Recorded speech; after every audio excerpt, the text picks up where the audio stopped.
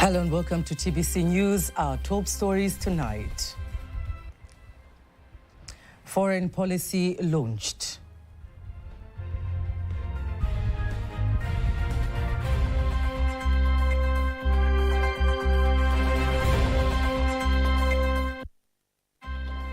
Professor Janabi outlines his strategies in WHO.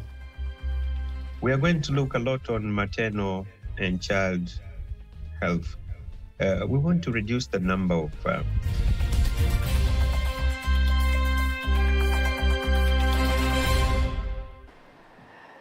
Good evening. I am Kanki Mwaigomole. You can also follow us live via our YouTube channel, TBC Online, and also get all the latest news via Instagram, Facebook, and X pages at TBC Online. President Samia Suluhu Hassan has urged the Ministry of Foreign Affairs and the Ministry of Home Affairs to ensure Tanzanians are well informed about the newly updated foreign policy, emphasizing the importance of public understanding in facilitating its effective implementation.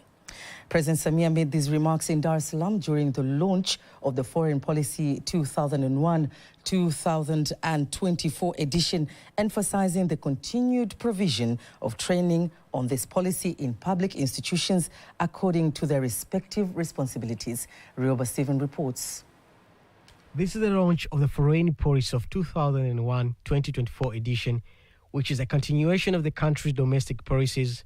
It is a tool used by the nation to build and enhance diplomatic, political, economical, and social relations with the other countries around the world, as well as with the regional and international organizations and institutions, with the aim of safeguarding the country's broader interest.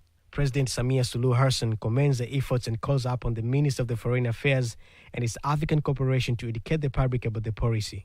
Baada ya kuandaa mkakati wa utekelezaji wa sera hii, after finalizing the implementation strategy and completing the guidelines for executing the economic diplomacy policy, the next important step is to provide education and awareness about the policy, focusing on its content and how it aligns with the daily responsibilities of various stakeholders. I have noted that we have a strong team of retired ambassadors who, despite being retired, remain energetic and capable. They can be given a special assignment to engage different sectors carefully to review the policy and hold sessions with stakeholders to clearly explain their roles and responsibilities in line with the policy's objectives. Ambassador Mahmoud Thabit Kombo, Minister of Foreign Affairs and East African Cooperation, highlights the significance of revised policy, calling it a crucial instrument for deepening Tanzania's global partnerships. Naomba niseme hii sio sera ya mambo ya nje peke yake. Allow me to clarify that this is not just a foreign affair policy. It is a close-cutting policy that affects every ministry. That's why, Your Excellency, when you visited the booth outside, you saw institutions like SGR, ATCL, NSSF, and various financial institutions. All of these are involved because they are contract and negotiation path through the Minister of Foreign Affairs. I would like to emphasize that our ministry is expected to work in close collaboration with the respective sectors during these processes. Ambassador Liberata Mulamula, a former Minister of Foreign Affairs and East African Cooperation, said that this policy carries significant theme that will bring positive transformation in both diplomacy and the economy at large. In fact, this is also one of the new elements in this new foreign policy. We wanted to place also the youth to be part of the implementation of this foreign policy. And you know, the President, Our Excellency President Samia Suluhu Hassan, has opened up doors, including, of course, looking for opportunities.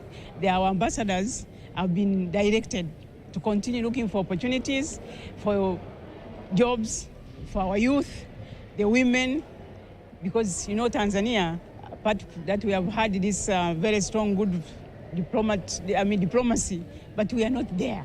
It's going to serve lots of national interests. It's also going to serve the diaspora, people who living outside the country with Tanzanian citizenship and nationalities. But also, it's going to improve many other sectors like energy. We have seen using the zero wastage energy, clean energy, as they said before, and also we have seen growth of trade and banking system as it was explained inside that there are many more services in banking that have been expanded more further than the way it was before. Rioba Steven, TBC News. To discuss more on foreign policy, we are joined in studio by Advocate Novatus Igosha. Welcome to the studio. Thank you very much. I appreciate being here. Thank you. How is the foreign policy going to enable Tanzania fare in the international economic diplomacy? Thank you. That's a very good question. I'd like to start by the keynote metaphor which President Samia Suluhu Hassan had given in an impressive long speech during the launching of the new foreign policy. She said a certain metaphor saying that time is like the tides of the sea. It ebbs and flows. In other words, there's a lower tide and there's a high tide, but the wisest fish normally check the wind, then flow with the waves in order that they won't be stranded at the shores. Now, the new foreign policy is being recalibrated because this is a new time, because there are shifting winds on the global stage. Like the president said, right now there is the western side, there is the eastern side, and also the southern side. In other words, in using diplomatic language, Pax Americana, Pax Seneca, and Pax Nipponica. Now, this foreign policy will only help Tanzania meet its core strategic objectives. Number one, as far as we have more than 60 diplomatic missions, these missions need to be transformed into hubs of strategic trade negotiations and where they can get information and bridge the domestic policy with foreign policy. And how are you going to do that? Right now, it is an era of, to use the president's language, digital century revolution, where we have cryptocurrencies that are endangering some of the stable currencies and, of course, artificial intelligence. Now, we need to invest in the youth who can be able to change the course of history. And that investment does not necessarily mean in leadership, but in strategic know-how, so that we can be able to leverage our rare earth minerals into how we can have other countries come and invest here by creating places people can have tools to have ability to innovate things like batteries and other needed sectors.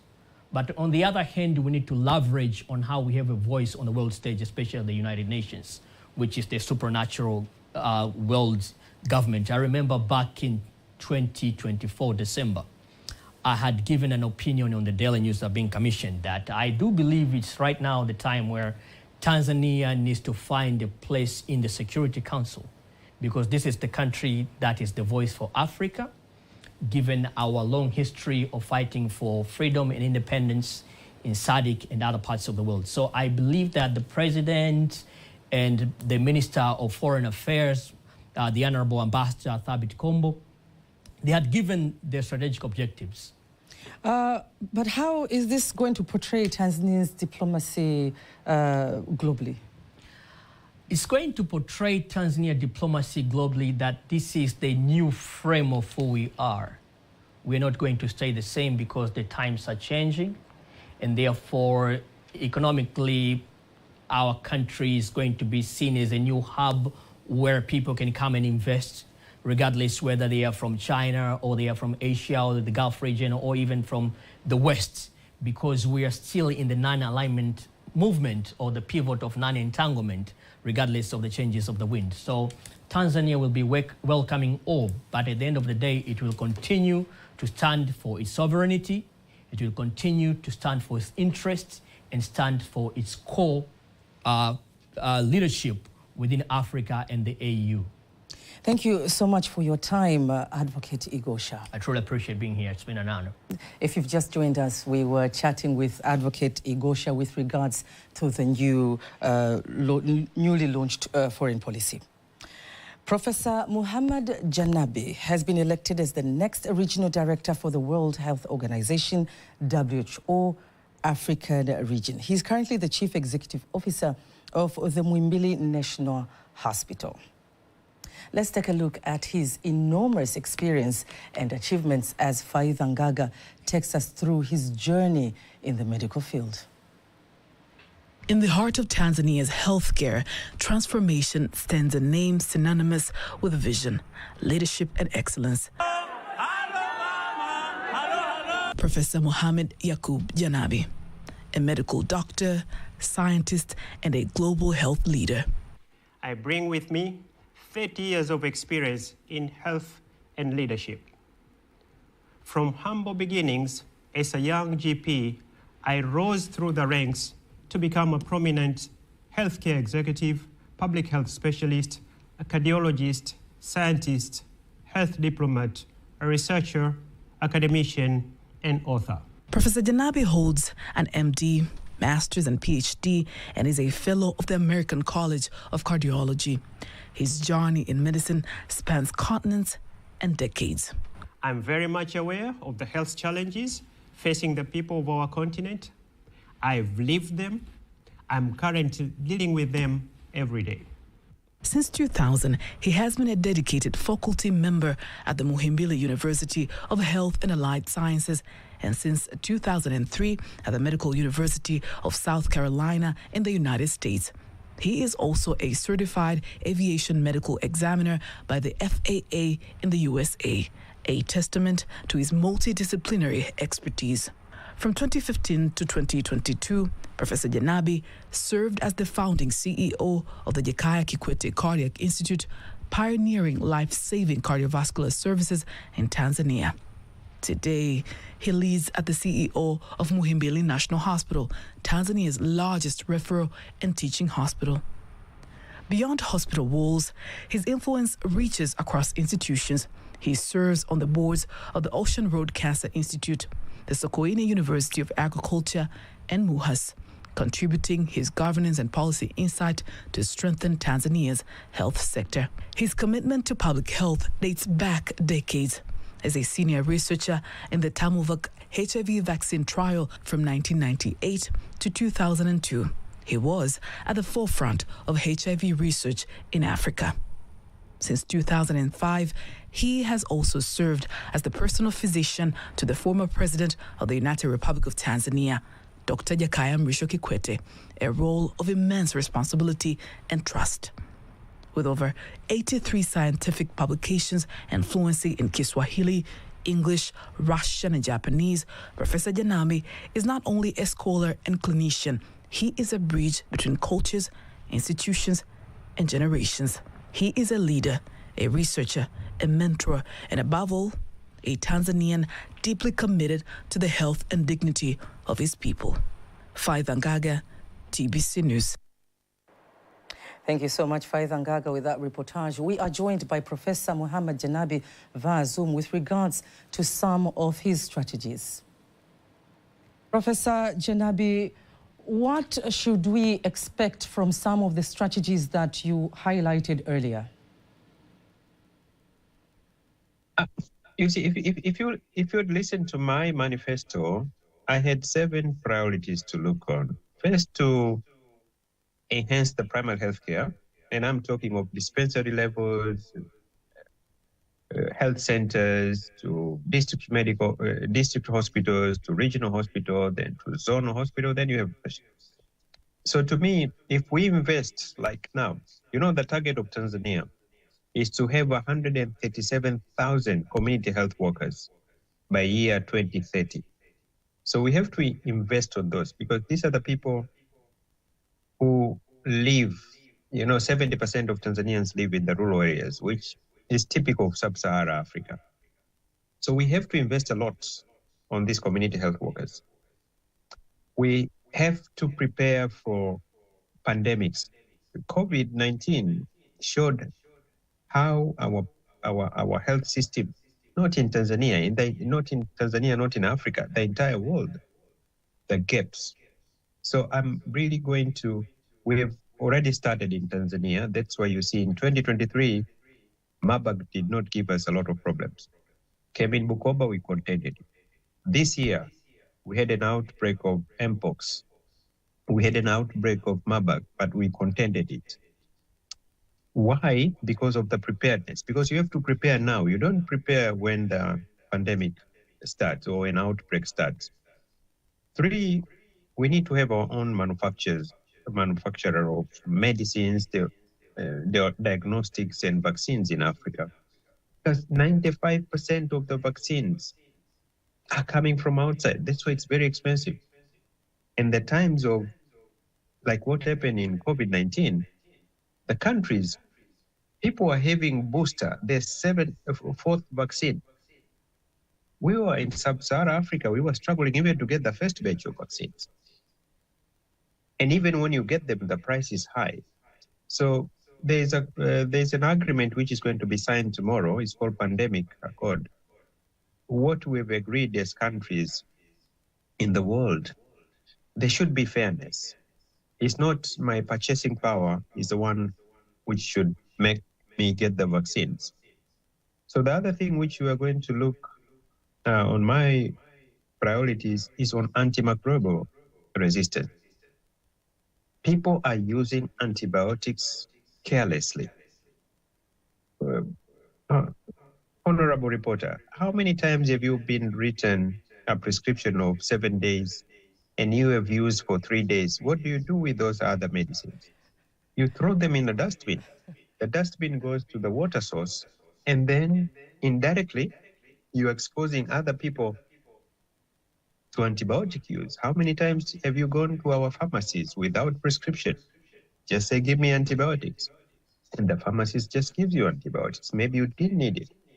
For 1.2 million people in the world today, they are dying because of antimicrobial resistance. The antibiotics are not working.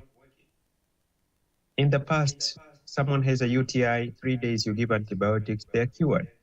Now, you can give antibiotics for 2 weeks. It's more expensive, and people are not cured. So that's the other thing which you're going to look a lot. We are going to look a lot on maternal and child health.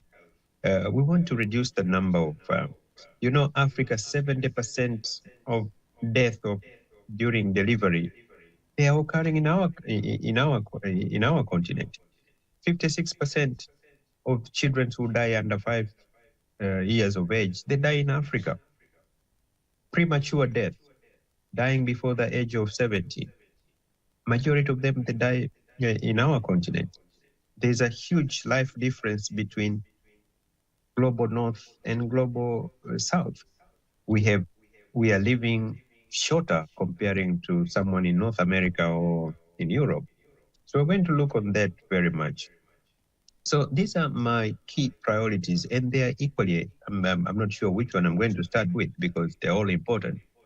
So I'm really going to work on that, but it's not in silos. I can't, I'm just a WHO regional director. I'll work with governments. I will listen to the governments. I will listen to the ministers of health. And the other thing which I discussed with your colleagues the other time, there's something called One Health approach. I'll give you an example of Marburg, which occurred in Biharamulo. Where did it start? It started from the caves with the bats. There are those fruits which the bats eat. We are also farming there. So you see the interconnectedness. You have the human being, you have the animal, and then you have the farming. Now, how can we coexist? It means the problem of Marburg, if we want to approach it as it's a problem of Minister of Health per se, this is where we are going wrong. We have to talk with the Minister of Agriculture. We have Minister of Livestock, Minister of Health. So they have to share data. And when we do surveillance, it has to be surveillance in the animal, human beings, and the agriculture side, and the land side. So really, the first 3 to 6 months, I'm really going to be moving around from one country to another to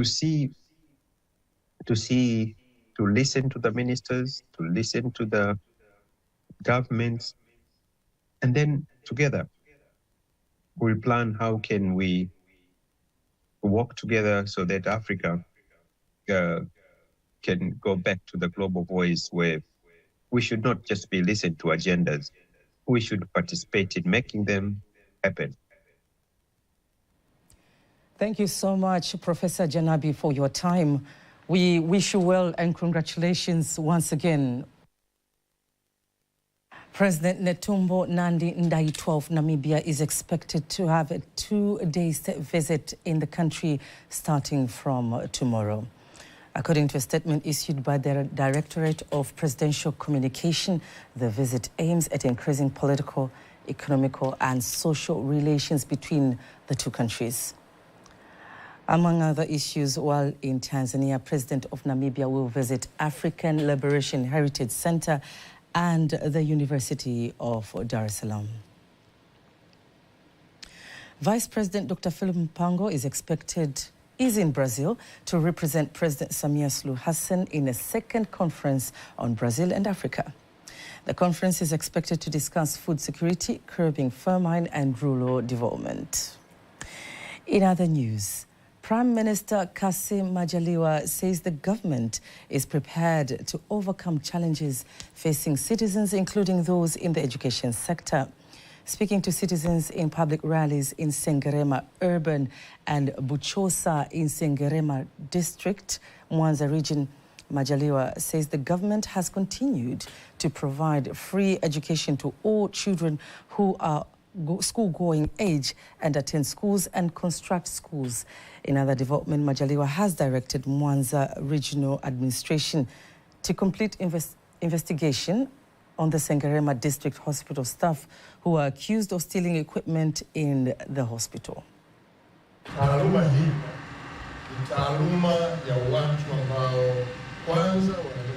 This profession is for people who are compassionate and must understanding that they are here to save lives. The government's effort to provide funding aimed to protect the health of the citizens.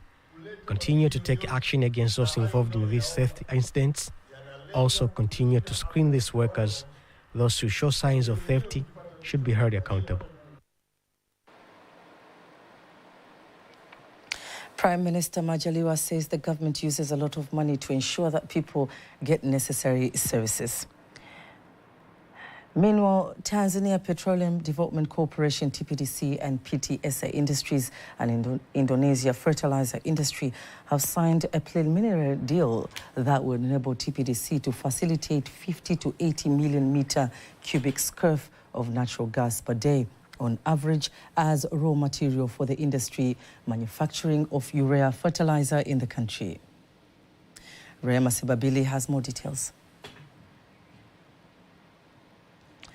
In the mid-20th century, Africa rose one by one.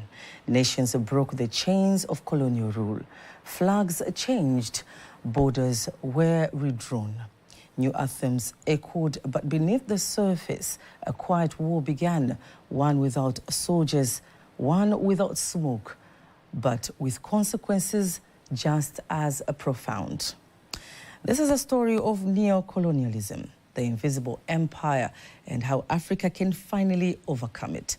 Faith Ngaga reports. The governor and the prime minister saluted the new flag.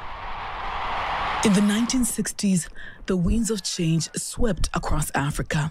Colonial powers lowered their flags. New nations were born. The continent had broken its chains.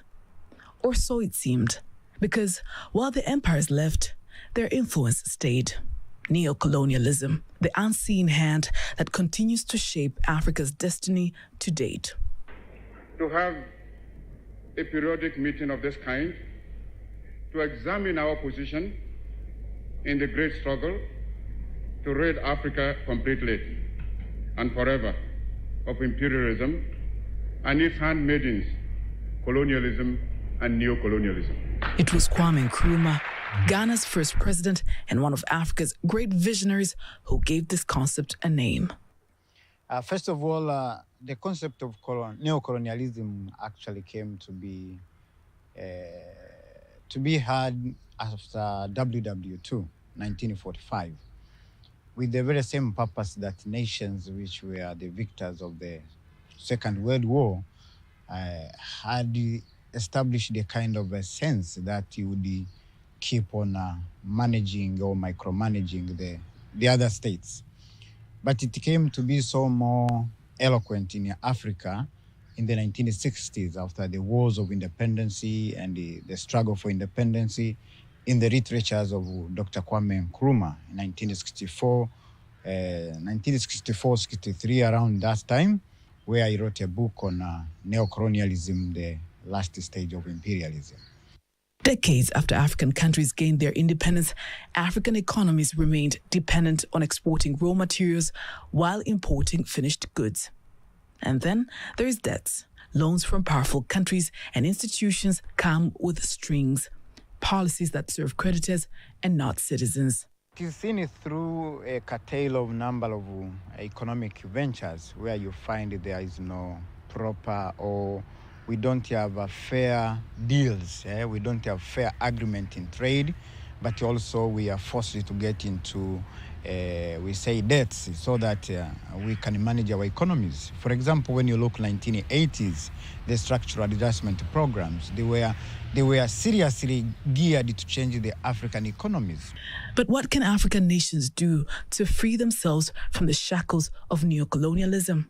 One, we needed to strengthen our economic sovereignty, where now we need to diversify our economies. We needed to have proper control of natural resources. We have to establish a dependency around independency or around the things we gear much. But two, issues on reform on education. And here now a stress needed to be put here because the education we have is commercialized. It actually managed by the forces of demand and supply, the market values. It's not managed by the where a nation wants to be. The continent is awakening. A new generation is asking hard questions, demanding economic justice, political accountability, and cultural pride. Africa's next revolution will not be won through physical war. It will be claimed through innovation, Pan-Africanism, unity, economic sovereignty, intellectual independence, and accountable leadership. Faida Ngaga, TBC News. Before concluding the local news tonight, let's have a look at today's exchange rates according to the Bank of Tanzania, BOT.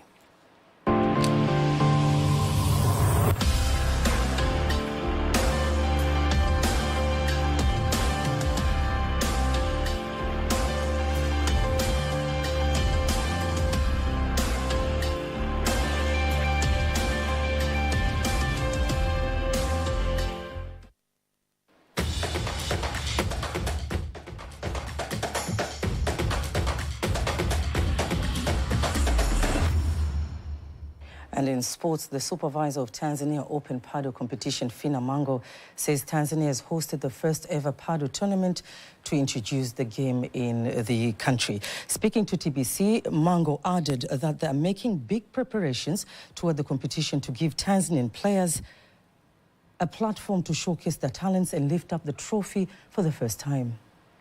We're very excited about the Open because not only is the sport really growing in the country, but also we're expecting to receive a lot of players from different countries around Africa and beyond. And there's a lot of excitement around it. Players are getting ready. Local players are training hard to give their best and give a highest form of competition to our guests. Tanzania Open Paddle is expected to take place at Gymkhana Court from May the 23rd to May the 25th in Dar es Salaam. And that's the end of the sports news. Before concluding the local news tonight, let's take a look at the weather forecast for the next 24 hours. Hello, dear viewers. It's me, Joyce Makwata from Tanzania Meteorological Authority, and this is 24 hours weather forecast starting from tonight. We expect a windy to flow at speed of 30 kilometers per hour for Lake Victoria as well as the entire coastal belt. While over Lake Nyasa and Tanganyika, we expect a windy to flow at speed of 20 kilometers per hour. Rainfall models are indicating suppression of activities over most part of the country with a slight enhanced signal of precipitation over coastal areas. Thus, TEMWE has issued advisory concerning period of heavy rains expected over Tanga together with Unguja and Pemba Isles. People living on those areas are advised to take necessary precautions. During the night, we expect Kigoma together with Lake Victoria Basin to feature partly cloud conditions, thunder showers over a few areas. Northeastern Island, we expect just light rain showers over a few areas. Entire coastal belt, including Morogoro region, we expect to experience partly cloud condition, rain showers over a few areas. While over the central, Tabora, Katavi, southwestern island, together with Ruvuma, we expect mainly partly cloud condition during the night. While for tomorrow, we expect Lake Victoria Basin, Kigoma, Tanga, together with Unguja and Pemba Isles, to feature partly cloud conditions, thunder showers over a few areas in sun period. Northeastern islands, Morogoro region, Pwani, Dar es Salaam, Lindi and Mtwara, we expect to experience partly cloud condition, rain showers over a few areas in sun period. Tabora, central part of our country, Katavi, southwestern island, Ruvuma, we expect a partly cloud condition and sun period. And now let's have the next 4 days weather forecast starting from the day after tomorrow. Dar es Salaam, we expect to feature partly cloud condition, rain showers over a few areas.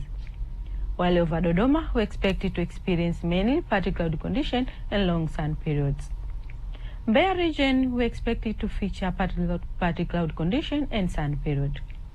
While over Mwanza, mainly we expect it to experience partly cloud condition over most areas. Kilimanjaro region, we expect it to experience light rain showers over most areas during the coming 4 days. While over Morogoro, we expect partly cloud condition, rain showers over a few areas. Dear viewers, Arusha, we expect it to feature mainly light rain showers over a few areas. And that is what we have from Tanzania Meteorological Authority. Thanks for watching, and we wish you a good time.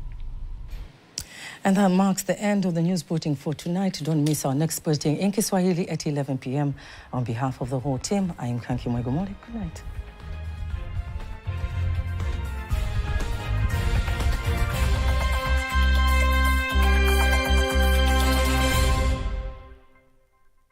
Unaangalia TBC1, ukweli na uhakika.